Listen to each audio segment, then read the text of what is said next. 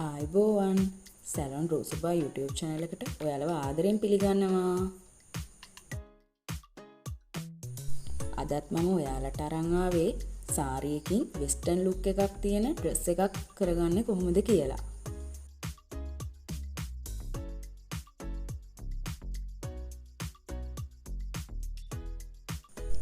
අපි දැන් යමු වීඩියෝ එකට.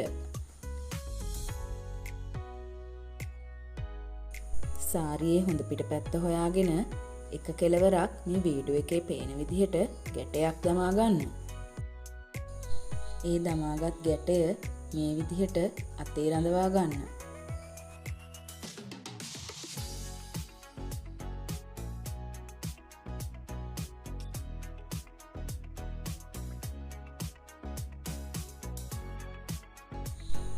පසුව සාරියේ අනිත් කෙළවරද ඒ ආකාරයෙන් ගැටයක් දමාගෙන අනිත් අතේ රඳවා ගන්න.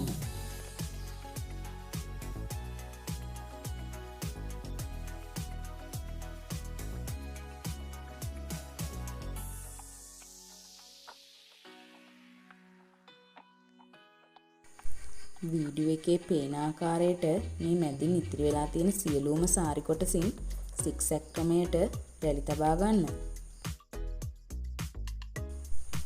ඒ තබාගත් රැලි වීඩියෝ එකේ පේන ආකාරයට මෙලෙස රඳවා ගන්න.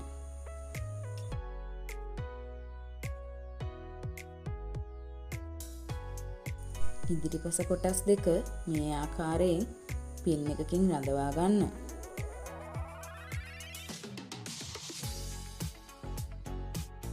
දැන් අපිට රිස්ට් බෑන්ඩ් එකක් දාගන්නත් පුළුවන්. දැන් අපි ඒ ස්ටයිල් එකත් ඇඳලා ඉවරයි. නැවතත් මේ වගේම වීඩියෝ එකකින් හමු වෙන බලාපොරොත්තු වෙමින් ගිහින් එන්නම්. channel එක subscribe කරන්න, වීඩියෝ එක like කරන්න, comment කරන්න, share කරන්නත් අමතක කරන්න එපා.